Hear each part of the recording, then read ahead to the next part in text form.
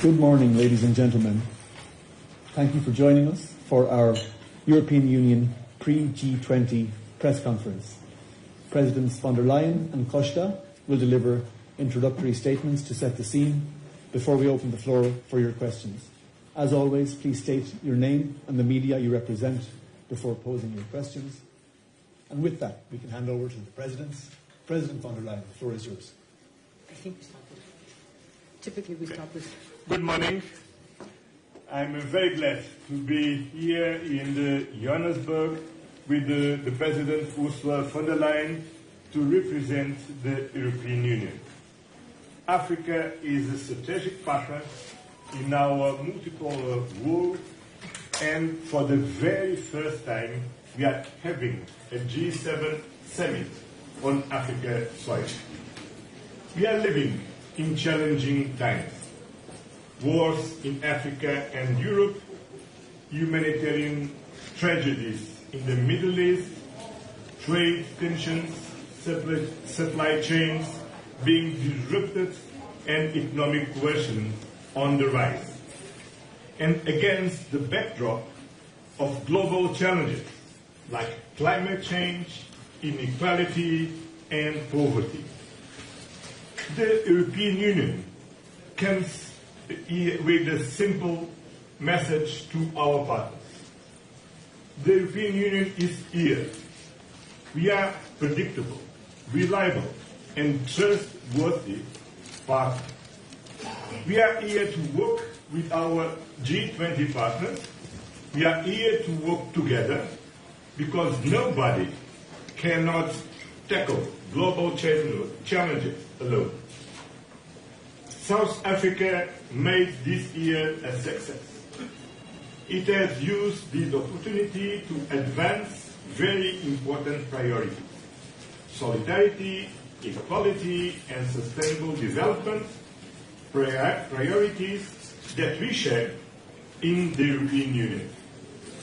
We are taking positive steps to make the international financing architecture more inclusive, efficient, and representative, to ease the debt burden that prevents developing countries from investing in their own future, to improve debt sustainability and of vulnerable countries.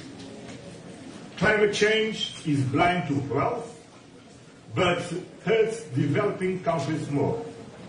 The European Union is here to lead the way in cutting emissions, and so is our willingness to help vulnerable countries react and adapt to these challenges. The European Union is committed to supporting Africa's journey to unlock its full potential, and we are looking forward to engaging with all African Union countries at our summit with them early next week. Finally, on critical minerals, diversifying supply chains and reducing dependencies is a priority for the European Union. Concentrated production increases geopolitical and economic risks. We must build strategic autonomy. This requires us to engage with different parts of the world and with new partnerships while strengthening existing ones. This is what the G20 enables us to do on development, on trade, on climate, on critical minerals, or artificial intelligence. The European Union will take its responsibilities as a big economic power in the multipolar world. But we cannot do it alone. We need all G20 members to take bold, collective action. This is what this summit is about. As the world becomes more multipolar, we need more multilateral cooperation, not less. To paraphrase Bishop Desmond Tutu, I would say, our commitment to multilateralism is bound up in yours. Multilateralism is not old-fashioned. Multilateralism is not outdated.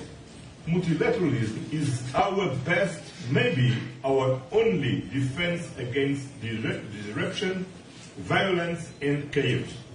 And South Africa puts multilateralism to work.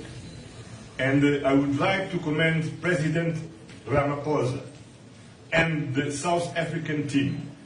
You have done an exceptional work towards reaching an agreed leaders' outcome from this summit. We are looking forward to the discussions ahead. Thank you very much. Yeah.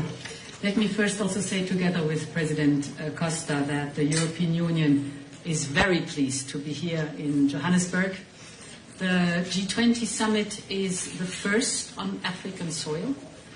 It is the first since the African Union joined as a permanent member.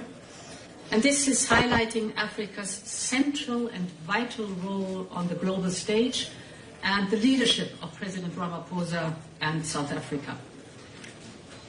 The G20 is a premier global forum to find common solutions for common challenges, such as how to maintain reliable, rules-based trade in a volatile global economy, or how to ensure climate change, fight food and energy resilience, and how to meet the opportunities and risks posed by rapid technological change.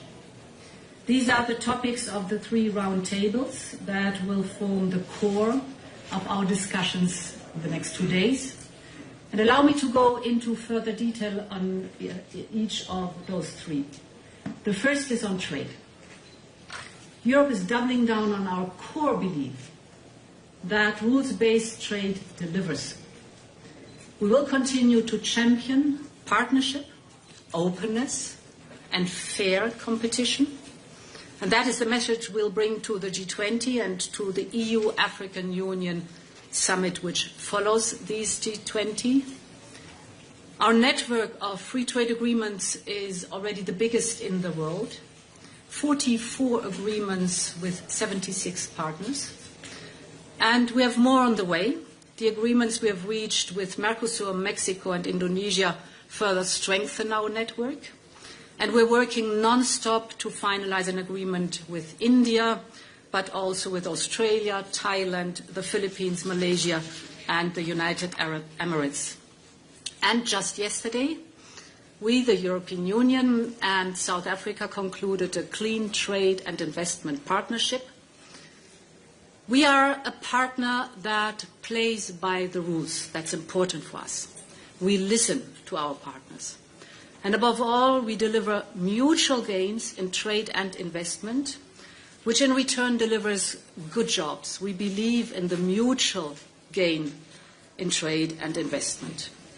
We will continue advocating for a strong, reformed and relevant World Trade Organization, including here at the G20.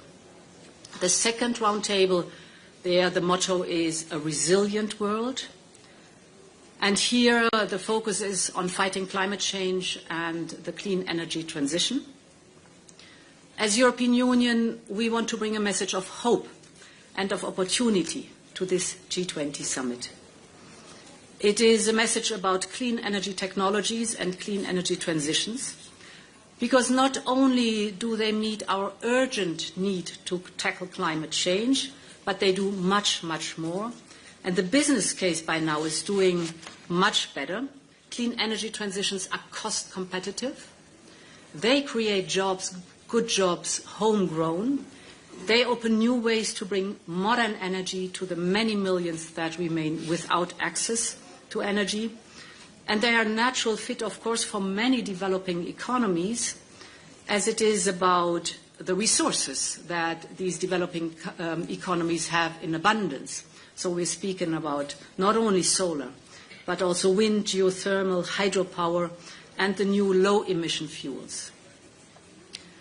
But for the clean transitions to really succeed, it must happen everywhere. That's important. And this is where reliable cooperation between trusted partners is yet again the best way forward. I welcome South Africa's making this a focal point of their G20 presidency. Just think about two figures. Last year, the investment in clean energy was globally 2 trillion, but only 2% of these investment went to Africa. But Africa is the continent with 60% of the world's best solar potential. So this cannot be. We must change this imbalance, and that is at the core of the European Union's Global Gateway Initiative. Of the whole 300 billion euros, 25% go into energy investment, and this to the Global South. The European Union wants to be Africa's partner of choice. That is for us important. And the opportunities now, and therefore I welcome that there is a side event here at G20. This afternoon, together with President Ramaphosa, we will host the final pledging event of our campaign called Scaling Up Renewables for Africa. It will be a key moment because we will convene governments and investors and philanthropists to come together and to power Africa's future. I hope to see you there too.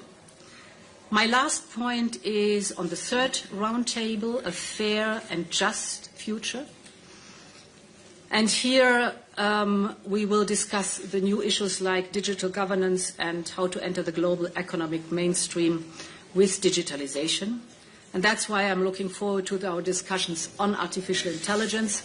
Artificial intelligence, we all know, is a revolution, but we must make it a revolution with citizens at its core. For Europe, innovation and accountability don't pull in opposite directions. On the contrary, they push together. And we are already working hand in hand with G20 partners who share the same vision of AI. It must be a game changer for good. This potential is strong on the African continent, from optimizing the renewable energy grids to predicting natural disasters. You need AI in these topics. And there, the European Union is working with our partners to lay the groundwork here in Africa for artificial intelligence factories. In other words, this is bringing computational power to the many, many startups that are here on the continent so that they can train their models, develop their models, and improve their models. So, to conclude, I'm looking forward to the next 2 days. Thank you. Many thanks to our two presidents. We now open the floor for your questions, starting here at the front with Julia. Good morning. Julia Payne from Reuters. I was wondering if you had any thoughts about the U.S. 28-point plan for peace in Ukraine. Is it acceptable to you? And is Zelensky or the U.S. or Russia bringing you into the discussions? Well, thank you for your question. The European Union has not been communicated any plans in official matter. That it makes no sense for me, for us, to comment at this point. I just can to say and repeat that the European Union remains fully committed to ensure an unwavering support to Ukraine based on the principles of the United Nations Charter. So indeed, from day one on, we have stood by Ukraine, side by side with Ukraine, and together we are defending the principles of the UN Charter. And we have been working intensely with President Zelensky and the coalition of the willing for a just and a lasting peace. And this is an ongoing process. As you said, yesterday a 28-point plan was made public. We will discuss the situation both with European leaders and with leaders here in the sidelines of the G20. I will also reach out to President Zelensky to discuss the matter. Important is a key principle we have always upheld, and that is nothing about Ukraine without Ukraine. Next question. Christine. Thanks very much. Christine Wunder from DW, Deutsche Welle News. Just coming to the topic of climate change, could you give us a sense of what are you going to be insisting on in terms of whatever the final text would be, the summit declaration or chair statement or whatever the case may be? Because it's looking like the European Union itself is losing momentum in terms of the targets you've been setting. what are you going to be insisting on? And also the aspect of where the money is flowing. So there's a big emphasis on your part on the energy transition, but your partners, particularly here in Africa, really want adaptation financing as well. So is there a bit of a mismatch as to what you're insisting on, where you want to put the money, but where your partners need the money, mitigation here on the African continent? So just what is on the table? What are you asking countries in Africa to commit to in the absence of momentum on your side as well and funding in the right places? Thank you. So I want to be very clear for the European Union. We are staying the course. We have our climate targets cast in law for 2030, now for 2040, and climate neutrality for 2050. We're staying the course. We're very clear that we want to reach these targets. We are well on track for the 2030 target. On the way forward, we have to be adaptable and flexible because this is a huge transition that is happening. No one has done it before. So we really have to are on uncharted waters, but we stay the course towards the common goals. That's important for me to emphasize that. Then the expectations here for the G20. I also want to be clear. We're not fighting fossil fuels. We're fighting the emissions from fossil fuels. That is important. So the big topic is, of course, always in fighting climate change is energy. If you look at the cut of emissions, I can only speak for the European Union. The last 20 years, we have cut the emissions by 50%. This cut has mostly taken place via reducing emissions in energy. So this is vital, and here we're talking about clean energy. It's either renewables or nuclear energy. And you're right, climate change is mostly affecting, of course, emerging economies. But they are often also the ones who have now the resources, as I just said, for fighting climate change and having alternatives, clean alternatives for energy. The figure I just was mentioning was the 2 trillion that are invested last year in energy, clean energy, renewables and low carbon energies. Only 2% went to Africa. And here we have to change the balance. Much more investment has to go to Africa. On your final point, climate finance, the European Union is the largest founder of climate finance. Last year, we contributed 29 billion euros. That is the biggest sum. And we are completely committed also to the new goals we have set for adaptation and for climate finance. Next question, Ansgar.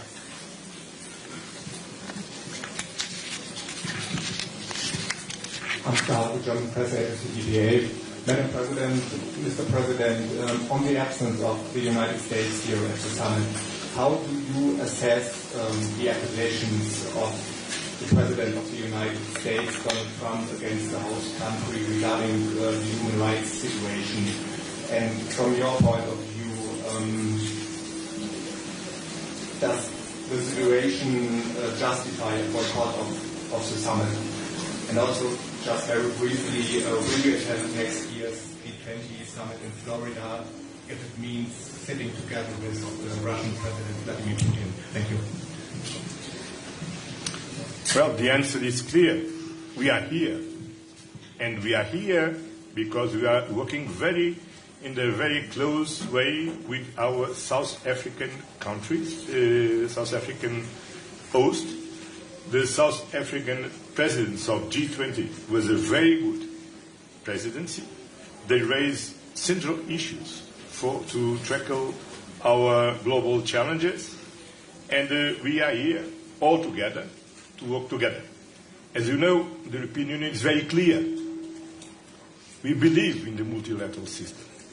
We uphold the international rules-based order on peace and war, on trade, on the economic security, on the climate change. We remain engaged with the Paris Agreement. And as you know, the world today is not only multipolar, it's also plural. The North is plural, the South is plural, and it's the reason because we need to engage with each other. And we are here to work with our South African partners, with our G20 partners, And is what we are doing here, is what we are doing in the G7, is what we are doing in WTO, is what we are doing in the United Nations, and what we will continue to do, because we believe in the multilateralism and the rules-based order. What about the accusations, real accusations against the whole country made by US President Donald Trump? I think it's not on our behalf to comment other countries' statements. So you have to ask the United States what that is concerned. Final question, folks. We have time for one more. Over here, please. Good morning. I'm Mike Butcherkey. I'm a regular contributor to BBC and CNN. In fact, I just got off BBC and founder of the World Briefing on Substack.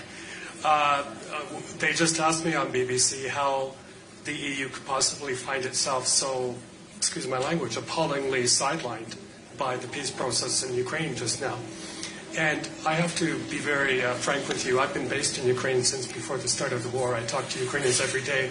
Just before coming here, I visited one of the cemeteries where Ukrainian servicemen and women paid the ultimate cost. They are overflowing. So my question is, a lot of Ukrainians ask, how is it that the EU member states contribute more to the Russian war machine in terms of energy payments than it does to aid to Ukraine? Why is it that it took so long for 19 packages of sanctions? Had everything been delivered in one blow, we wouldn't be where we are. And finally, the drip, drip, drip approach to providing weaponry, Taurus missiles to be specific in this case. How do you see the EU's role going forward, given what's happening, especially with the American, let's call it, imposition of themselves in the process? Thank you. So we have been by Ukraine's side from the very beginning on. First of all, it was the goal of Vladimir Putin to take Kyiv in 3 days or 3 weeks. He failed dramatically. This is first and foremost because of the courage of the Ukrainian people, without any question. But we supported from day one on the Ukrainian people as much as possible.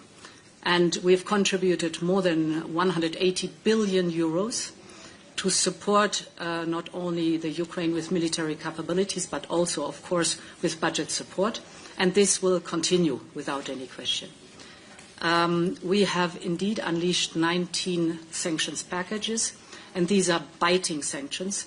You see it when you look at the increasing difficulties the Russian economy has, soaring inflation, soaring interest rates, an overheated war economy. Slowly but surely the figures are showing that the sanctions are biting. And why not in one go? Because the sanctions often also reply to the circumventions of loopholes.